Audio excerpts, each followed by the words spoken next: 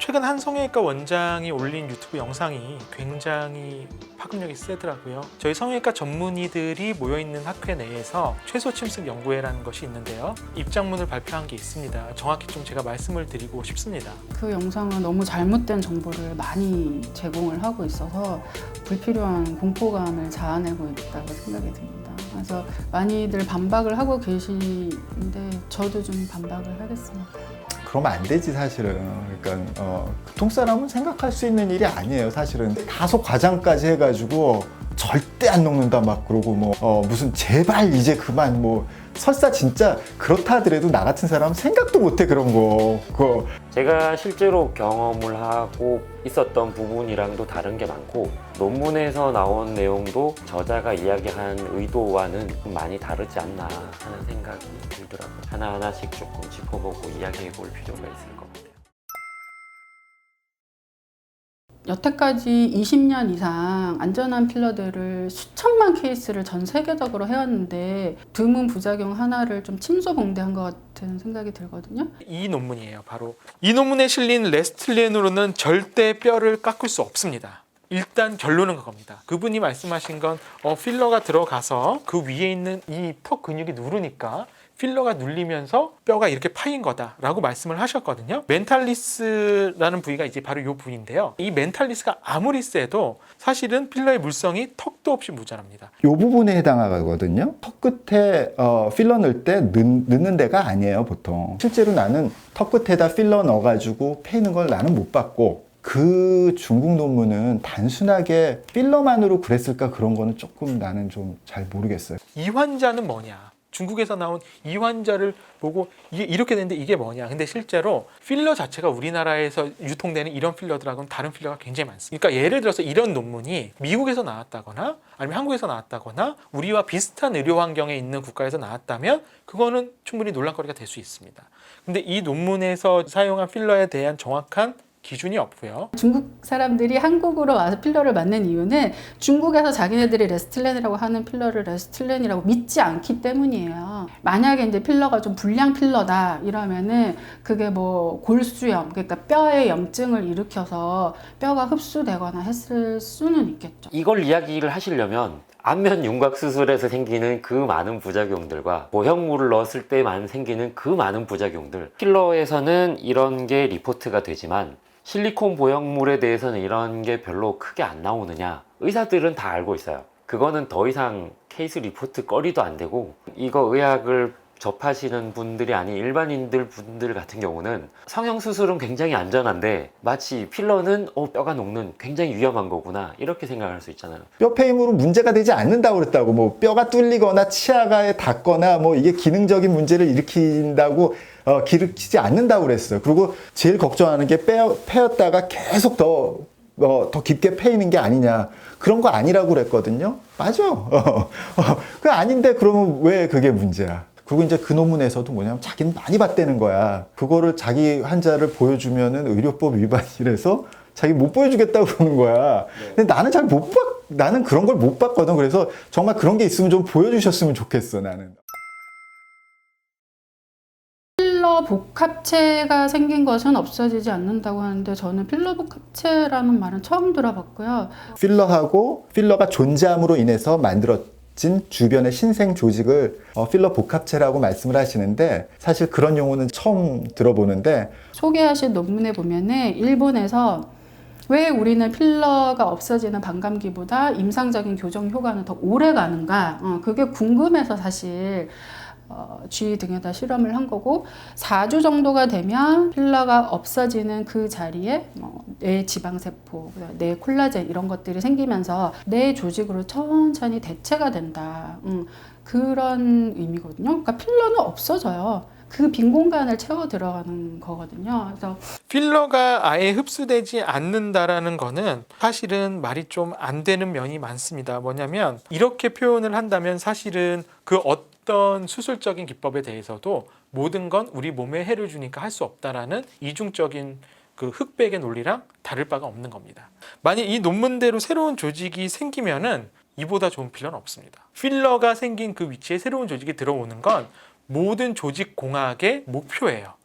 우리 몸이 감당할 수 있는 선에서 새로운 조직이 어떻게 우리 몸에서 안착을 할까. 그것보다 좋은 조직공학적인 측면은 없다. 근데 이제 그 원장님께서 말씀하셨던 거는 그 조직으로 들어와서 새로운 게 채워지니까 오히려 더 안 녹고 계속 그 자리에 있더라라는 건데 그거는 조직공학적으로도 맞지가 않는 얘기입니다. 들으시는 분들은 이게 안 없어지면 어떡하지 걱정을 하실 수가 있는데 처음에 4주 정도까지 이제 그런 콜라겐 생성작용 이런 것들은 일어나진 않는데 그 동안에 잘 교정해서 만들어 두기만 하면 내가 원하는 모양으로 내 조직으로 계속 유지가 될 수 있다라는 거니까. 그리고 마음에 안 들면 초기에 녹일 수 있다. 맨 처음 영상의 의도 분명히 거기서는 필러 자체가 안 녹는다고 그랬던 거는 뭐 맞는 거니까 조금 이제 정정을 하신 거죠. 그러니까 아무래도 성형외과 의사들이 보기에는 수술하다가 이제 그 필러나 또 녹는 실도 많이 만나거든요. 이전에 막 했던 시술의 흔적들이 많이 남죠. 그러다 보니까 당연히 이제 이런 부분에 대해서 좀 조심하는 게 좋겠지 않냐 뭐 이런 식의. 두 번째 나온 영상에서도 결론이 그거야. 알고 맞아라. 필러가 맞은 흔적이 남으니까 그걸 알고 맞아라. 그런 거죠.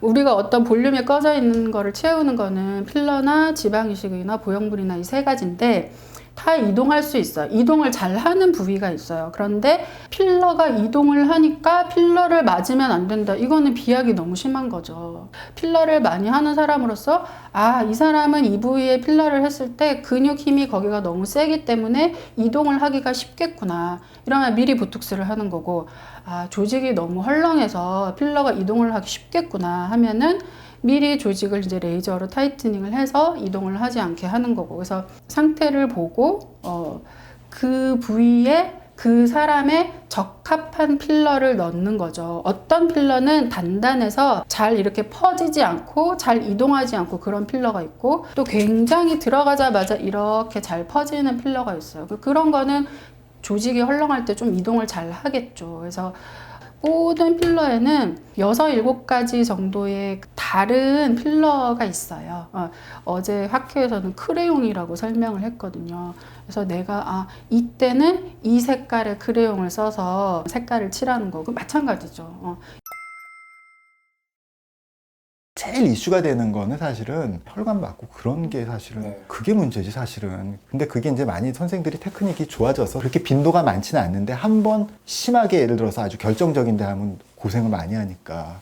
그래서 사실 필러가 좀 아무나 나서는 안 되고 그렇긴 한데 나중에 녹지 않는다 그런 부분은 사실은 크게 문제가 되는 건 아니라고 봐요. 오히려 턱 끝에다 필러를 넣었을 때 제일 문제가 되는 거는 너무 뼈하고 멀리 놔가지고 이 자체가 처지는 거야 이렇게. 그걸 마녀턱이라고 그러거든요. 그런 현상이 오히려 훨씬 더 많아요. 이상하죠. 약간 이렇게 떨어지는 살이 이렇게 있잖아요. 그러니까 이 살이 뼈에 이렇게 앞쪽에 이렇게 붙어 있죠. 여기 붙어 있는데 만약에 필러가 있으면 먼 부분부터 이렇게 먼저 처질 거 아니에요. 표면에 이렇게 이 피부 바로 안에 붙어 있다면 뼈로부터 거리가 머니까 이렇게 처지게 되는 거죠. 필러를 오래 하면 할수록 제일 겁나는 게 감염이에요. 감염. 아무리 내가 할 때 정말 그 에이셉틱하게 무균적으로 하는 거에 대해서 굉장히 신경을 쓰고 해도 잘 됐는데 한 6개월 지나서 갑자기 거기가 붓고 아프고 이게 필러를 녹이지 않는 한에 자꾸 재발하고 굉장히 스트레스거든요. 저도 스트레스고 환자분도 스트레스고 그런 거를 막기 위해서 초기에 감염 안 되게 이제 시술하는 게 너무 중요하고 그럴 수 있다는 거를 또 환자분이 이해를 했으면 좋겠고 환자분들은 뭔가 필러에서 증상이 없다가 느껴지시면 내가 선풍기 아줌마가 되는 게 아닌가 막 이런 거 되게 걱정을 하시거든요. 근데 히알루론산으로 해놨으면은 걔는 어차피 깨끗하게 녹일 수가 있는 거니까. 그리고 녹이면은 되게 또 감염이 해결이 돼요. 제일 나쁜 데는 볼살이 이렇게 떨어져 있잖아요. 노화에 의한 처짐을 가속시킬 수가 있겠죠. 신부볼이라고 해가지고 너무 툭통하면 신부볼 빼고 막 그런 거 하거든요. 근데 거기다 집어넣으면 말이죠. 더 처지는 거지. 그래서 사실은 이제 거기가 꺼진다고 해서 자꾸 거기 넣고 싶어 하는 사람들이 많은데 그러면 안 예쁘지. 앞광대라든지 이마라든지 코 중에서 코끝 말고 이 콧대 부분 이런 데를 정확하게 넣으면은 그거는 효과가 있고 뭐 수술을 대신할 수 있는 부분도 있으니까. 저는 개인적으로 환자분들한테 절대 맞아야 되는 부위는 없다고 말씀을 드려요. 맞으면 금방 꺼지거나 금방 효과 자체가 떨어지거나 하는 부위는 분명히 있어요. 팔자와 그 다음에 옆볼입니다. 팔자 부분은 계속 이제 입이 계속 움직이는 부위이기 때문에 생착률 자체나 아니면 유지되는 자체가 확실히 조금 떨어지긴 합니다. 턱끝이나 중안면 같은 경우에는 적정량을 맞는 거는 저는 절대 나쁘지 않다고 생각합니다. 말씀하신 네 부위는 저는 개인적으로 아는 바도 없고 저희 성형외과 학회 내에서도 특별히 발견한 게 없기 때문에 절대 맞아야 되지 않는 게 있다. 그거는 아니라고 생각을 합니다. 네.